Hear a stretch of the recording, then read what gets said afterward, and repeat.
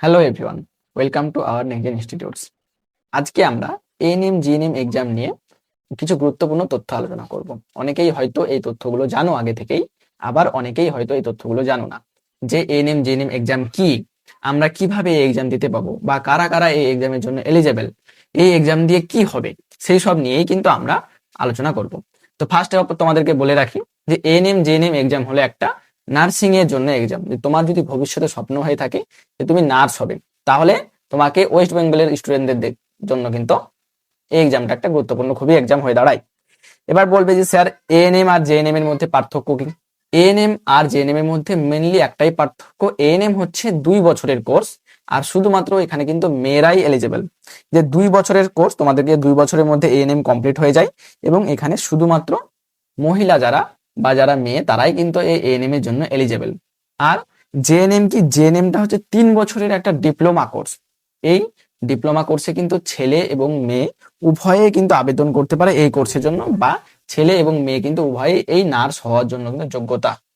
এখানে কিন্তু একটা বন্ধুকে বলে রাখি যে ছেলেদের কিন্তু এখানে একটা খুবই বড় সুযোগ যে তোমরা কিন্তু এই এএনএম জেএনএম এক্সাম দিয়েও কিন্তু তোমরা নার্স হতে পারো, বা বাইরে কোনো বেসরকারি কলেজে ভর্তি না হয়ে কিন্তু আমাদের ওয়েস্ট বেঙ্গল গভর্নমেন্টের আন্ডারেই কিন্তু তুমি সিট পেয়ে যাবে। ওয়েস্ট বেঙ্গল যেমন অনেক গভর্নমেন্ট কলেজ আছে যেগুলোতে কিন্তু ছেলেদেরও সিট থাকে। ঠিক আছে, মেনলি দুটোই পার্থক্য এএনএম আর জেএনএম এর মধ্যে। এরপর আমরা দেখবো শিক্ষাগত যোগ্যতা, বা তুমি কতটা তোমার কোয়ালিফিকেশন থাকতে হবে মিনিমাম এএনএম জেএনএম এক্সামে তোমাকে বসতে পাওয়ার জন্য।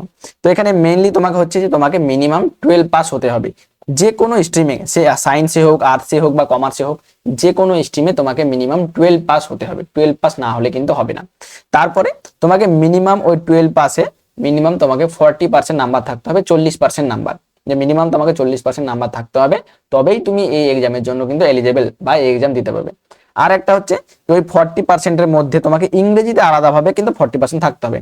মানে ইংরেজিতে যদি ধরো তোমার 100 থাকে, তো 100-র মধ্যে তোমাকে মিনিমাম 40 তুলতে হবে ইংরেজি, শুধুমাত্র ইংরেজি সাবজেক্টটাই। ওকে, শুধু ইংরেজি সাবজেক্টের জন্য কিন্তু তোমাকে এটাও বরাদ্দ করা হয়েছে যে ইংরেজির মধ্যে তোমাকে 40% তুলতে হবে।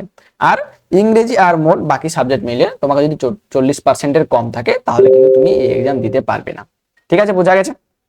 এরপর দেখো বয়স সীমা বা বয়স। সাধারণত তোমাদের বয়সের জন্য এজ লিমিট সেরকম কিছু নেই, মিনিমাম এজ তোমাকে 17 হতে হবে, এবং আপার এজ লিমিট কিন্তু অনেক এক্সামে আপার এনএম এর ক্ষেত্রে হয়তো আপার এজ লিমিট, কোনো আপার এজ লিমিট নেই, যে কোনো এজ হলে তুমি দিতে পারবে। তো সেখানে 35 ধরে রাখো, যে 35 পর্যন্ত হলে তুমি মিনিমাম দিতে পারবে। সেই এজটা যখন তোমার ফর্ম ফিল আপ হচ্ছে, সেই ফর্ম ফিল আপের ডেট অনুযায়ী থেকে সেটা ক্যালকুলেট করা হবে। ওকে, তোমাকে এখানে বলে দেওয়া আছে যে তোমাকে এই এক্সাম দেওয়ার জন্য তোমাকে মিনিমাম ওয়েস্ট বেঙ্গলে, ঠিক আছে, ওয়েস্ট বেঙ্গলের বাসিন্দা হতে হবে। এবার ওয়েস্ট বেঙ্গলের বাসিন্দা হতে গেলে তোমরা জানো যে তোমাদেরকে ডমিসাইল করতে হবে। সেই ডমিসাইলে মিনিমাম তোমাকে 10 বছর এখানকার বাসিন্দা হতে হবে ওয়েস্ট বেঙ্গলে, তবেই তুমি ডমিসাইল সার্টিফিকেট পাবে। তো তোমাদেরকে মিনিমাম 10 বছরের ওয়েস্ট বেঙ্গলের বাসিন্দা হতে হবে, এবং সেই ডমিসাইল কিন্তু তোমাদের যখন ভেরিফিকেশন হবে, সেই ডমিসাইল সার্টিফিকেট কিন্তু ওরা চাইবে। তো এখানে ওয়েস্ট বেঙ্গলের বাসিন্দা হওয়া কিন্তু গুরুত্বপূর্ণ, যে তোমাকে ওয়েস্ট বেঙ্গলের বাসিন্দা হতেই হবে। এবার এই পরীক্ষা তুমি কোথায় পাবে, বা এই পরীক্ষা তুমি কেমন করে দিবে, কেমন করে ফর্ম ফিল আপ করবে, কোথায় কোথায় এই পরীক্ষাগুলোর তুমি খোঁজ পাবে? তা আমাদের যে WBJEE এর যে ওয়েবসাইট আছে, ঠিক আছে, WBJEE এর যে মেন ওয়েবসাইট আছে, এই মেন ওয়েবসাইটে দেখবে এএনএম জেএনএম বলে একটা সেকশন আছে। ওকে, এএনএম জেএনএম বলে একটা সেকশন আছে। এই সেকশনের মধ্যেই কিন্তু তোমরা এই যে এএনএম জেএনএম এক্সামটা আছে, তুমি এদের সমস্ত ইনফরমেশন, কবে ফর্ম ছাড়ছে, কত টাকা লাগবে, কখন পরীক্ষা হবে, সমস্ত ইম্পর্টেন্ট ইনফরমেশন গুলো কিন্তু তুমি এই অফিসিয়াল ওয়েবসাইটে কিন্তু তুমি পেয়ে যাবে, WBJEE এর ওয়েবসাইটেই পেয়ে যাবে। তোমাদের এখানে মোট নাম্বার হচ্ছে 115 নম্বরের পরীক্ষা হয়। ঠিক আছে, 100টা কোয়েশ্চেন থাকে, আর তার মার্ক থাকে হচ্ছে 115 নম্বর। তোমাদের 0.25 করে তোমাদের নেগেটিভ নাম্বারও কিন্তু থাকে, আর তার জন্য তোমাকে 90 মিনিট দেওয়া হয়। 100টা কোয়েশ্চেন, 115 মার্ক, আর 90 মিনিট। এবার বলবে যে স্যার এখানে একটু কিছু গোলমাল হয়ে গেল, যে 100 কোয়েশ্চেন কি করে 115 মার্ক? তো তোমাদের এখানে দুটো ক্যাটাগরি থাকে। এখানে যেমন 50টা কোয়েশ্চেন দেওয়া আছে বায়োলজিতে, তো বায়োলজিতে 30টা কোয়েশ্চেন থাকে 1 মার্ক করে, আর 10টা কোয়েশ্চেন থাকে 2 মার্ক করে। ওকে, এখানে নেগেটিভ থাকে 0.25, কিন্তু এখানে কোনো রকম নেগেটিভ থাকে না, তাহলে এখানে হলো 30 আর এখানে হলো 20, টোটাল হচ্ছে 50। ঠিক ফিজিক্সের ক্ষেত্রে তাই, ফিজিক্সের ক্ষেত্রে 15টা হচ্ছে তোমার 1 মার্কের, আর 5টা হচ্ছে থাকে তোমার হচ্ছে 2 মার্কের করে। ঠিক আছে, তাহলে এখানে 10 আর এখানে হচ্ছে 15, 25 মার্ক। আর বাকি এগুলোতে কোনো রকম বি পার্ট থাকে না, এগুলো সবগুলোই 1 মার্কের কোশ্চেন হয়, এগুলো সবগুলোই 1 মার্কের কোশ্চেন হয়। তো এটাই তোমাদের একটা হচ্ছে বায়োলজিতে আর ফিজিক্সে বি পার্ট বলে একটা থাকে, যেগুলো হচ্ছে কোশ্চেনগুলো 2 মার্কের হয়, যেখানে মাল্টিপল অ্যান্সার তোমার থাকতে পারে, যে অনেক একের বেশি অপশন তোমার ঠিক হতে পারে এবং সেখানে কোনো রকম নেগেটিভ মার্ক থাকে না। সেগুলো সাদা সবগুলোই তুমি যদি ঠিক করো তাহলে ঠিক, যদি ভুল করো তাহলে ভুল। কিন্তু বাকি যে অপশনগুলো আছে যেগুলো পার্ট এ এর, যেগুলো 1 নম্বরে থাকে, সেগুলোতে কিন্তু 0.25 করে তোমার নেগেটিভ থাকবে, মানে কি 4টা ভুল করলে তোমার 1 মার্ক কাটা যাবে।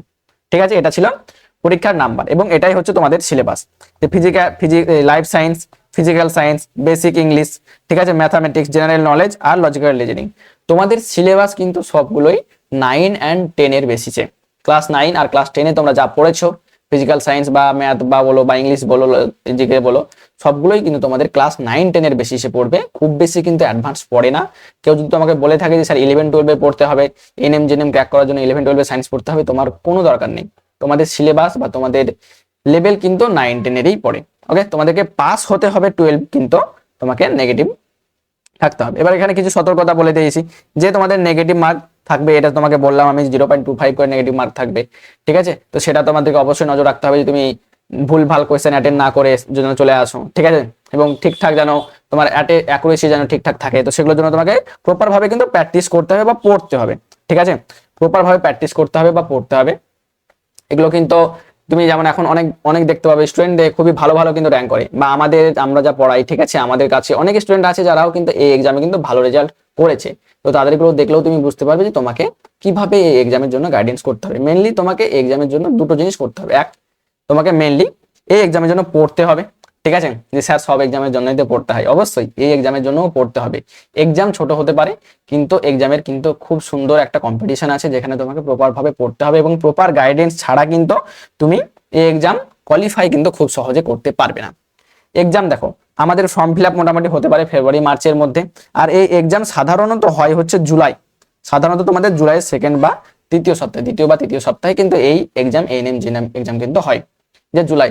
এই আগের বছর একটু কিছু গন্ডগোলের জন্য বা ওবিসি কেস বা অনেকগুলো কেসের জন্য একটু পিছিয়ে গেছিল, কিন্তু আশা করছি এবছর আবার যেমন টাইমে হয় সেই টাইমে কিন্তু হবে তোমাদের জুলাইয়ের মিডিল বা দ্বিতীয় বা তৃতীয় সপ্তাহে। ঠিক আছে, তোমাদের আগস্ট মাসের মধ্যে ফল প্রকাশ হয়ে যায় বা রেজাল্ট দিয়ে দেয়, তারপরে তোমাদের কিন্তু যেমন কাউন্সিলিং হয় তেমন কাউন্সিলিং হয়ে যায়। ওকে, এবার বলবে যে স্যার আমি এই যে এএনএম জেএনএম পড়বো বা এএনএম জেএনএম পড়ার জন্য আমি বলছি, এই এএনএম জেএনএম করে আমি কি করব, তাই তো, যে স্যার আমি এএনএম জেএনএম করে কি করব। এএনএম জেএনএম মেনলি তোমাকে আমি বললাম যে ওয়েস্ট বেঙ্গলের এটা হচ্ছে একটা নার্সিং এর এক্সাম। ওকে, এটা হচ্ছে একটা নার্সিং এর এক্সাম। তো তুমি সর্বপ্রথম কি করবে, যে এএনএম জেএনএম পাস করার পর তুমি সরকারের চাকরি পেতে পারো। যখন সরকার ভ্যাকেন্সি ছাড়বে, দেখবে যে এখন ওয়েস্ট বেঙ্গলে আমাদের সব থেকে বেশি কিন্তু তোমাদের নার্সিং এরই ভ্যাকেন্সি ছাড়ে। ঠিক আছে, তো সরকারি যখন ভ্যাকেন্সি ছাড়বে নার্স স্টাফ বা নার্স সিইও পদে, তোমরা কিন্তু সেই পদের জন্য অ্যাপ্লাই করতে পারবে যে এএনএম পাস করার পরে। এছাড়াও বেসরকারি অনেক হসপিটাল আছে, অনেক প্রাইভেট নার্সিং হোম আছে, অনেক প্রাইভেট তোমার পলিক্লিনিক আছে, যেগুলোতে কিন্তু তোমরা অ্যাজ এ পার্ট টাইম বলো বা ফুল টাইম বলো, তোমরা কিন্তু সেখানে জবের সুযোগ পাবে নার্সিং করার পর। ওকে, এছাড়াও তুমি যদি ভাবো যে না স্যার আমি আরো উচ্চ শিক্ষাতে যেতে পারি, যে স্যার আমি জেএনএম করলাম তারপর আমি আরো স্যার পোস্ট বেসিক নার্সিং করব, ঠিক আছে স্যার আমি উঁচু প্রফেসরের দিকে যেতে চাইছি, তাহলে কিন্তু তুমি সেটারও তোমার জেএনএম করার পর কিন্তু সেটারও তোমার সুযোগ থাকছে। আর সামাজিক বা তোমার বাড়ির বলো, যে তোমার বাড়ির মানুষের তুমি ভালো করে কেয়ার করতে পারবে, ঠিক আছে, তোমার নিজের ফ্যামিলি কেয়ার করতে পারবে, এটা তো থাকবেই, কারণ তুমি অনেক কিছু ওখানে শিখবে যেটা হয়তো তুমি সাধারণ লাইফে জানো না, যেটা তুমি ওই নার্সিং প্রফেশনে গিয়ে অনেক কেয়ারিং জিনিসটা তুমি শিখবে। ঠিক আছে, এইসব ভবিষ্যৎগুলো কিন্তু একজন মেয়ে হিসাবে, ঠিক আছে, একজন মেয়ে হিসাবে কিন্তু খুবই একটা গুরুত্বপূর্ণ বা খুবই একটা সহজ এবং খুবই ইজিলি একটা ভালো ফিউচার তৈরি করার কিন্তু তোমার জায়গা, যেখানে তুমি খুব সহজে এবং খুব কম টাইমের মধ্যে কিন্তু নিজের একটা ফিউচার তৈরি করতে পারবে, যেখানে মিনিমাম হলেও তো তুমি কিছু একটা ভালো নিজের দমে বলো বা নিজের সেলফ ইন্ডিপেন্ডেন্স বলো, সেটা কিন্তু তুমি তৈরি করতে পারবে। ঠিক আছে, তো যারা যারা জানো এই বিষয়টা তাদের তো আগে থেকেই আশা করছি তোমরা প্রিপারেশন নিচ্ছ, আর যারা জানো না তাদেরকে আমি আবার জানিয়ে দিলাম। বা তোমাদের যদি মনে হয় যে স্যার আরো কিছু জানার দরকার আছে বা আরো কিছু আমাদের এখানে স্যার জানার দরকার আছে, স্যার আমার আরো ডিটেলসে বলুন বা কি কি আমাদেরকে করতে হবে, ঠিক আছে, তাদের জন্য ভিডিওর শেষে তোমরা কমেন্ট করবে, অবশ্যই আমি কমেন্টে তোমাদেরকে সব রিপ্লাই দেবো। আর যারা যারা এএনএম জেএনএম পড়তে চাইছো বা এএনএম জেএনএম এর ভাবছো যে স্যার আমি প্রিপারেশন নেবো, আমি এখনো পর্যন্ত প্রিপারেশন শুরু করিনি, আমাদের এই উড্ডয়ন 2.0 ব্যাচ আমাদের ফেব্রুয়ারি মাস থেকেই চালু হচ্ছে। ঠিক আছে, আমাদের আগে একটা ব্যাচ ছিল, সেখানে কিন্তু অলরেডি ক্লাস চলছে, অলরেডি ক্লাস অনেকটাই কমপ্লিট হয়ে গেছে, এটা আমাদের নতুন ব্যাচ উদ্যম 2.0। তো যারা যারা চাইছো এই এএনএম জেএনএম নার্সিং এর সফলতা পেতে বা ভালো করে পড়াশোনা করতে, ঠিক আছে, আমাদের এই ব্যাচের জন্য তোমরা অ্যাপ্লাই করতে পারো বা যদি মনে হয় যে স্যারদের ক্লাস দেখবো বা কোনো রকম কিছু দরকার, তাহলে আমাদের যে হোয়াটসঅ্যাপ নাম্বার আছে সেই হোয়াটসঅ্যাপ নাম্বারে তুমি কিন্তু পেয়ে যাবে। এই ভিডিওর ডেসক্রিপশনে কিন্তু সবকিছুই তোমাকে দেওয়া থাকবে। যদি তোমার কিছু মনে হয় অবশ্যই সেই নাম্বারে কল করবে বা হোয়াটসঅ্যাপ করবে, আর কিছু জানার থাকলে কমেন্ট করবে, তাহলেই আমরা কিন্তু তোমাদের কমেন্টে রিপ্লাই দেবো। ওকে, আজকে তাহলে এটাই থাকছে। যদি কারো কিছু অবশ্যই জানার থাকে তুমি কমেন্ট করবে, আর যদি ভিডিওটা ভালো লাগে তাহলে লাইক করবে এবং চ্যানেলটিকে সাবস্ক্রাইব করবে। আরও যদি আলাদা কিছু ইনফরমেশন জানার থাকে সেগুলো আমাদেরকে জানাবে।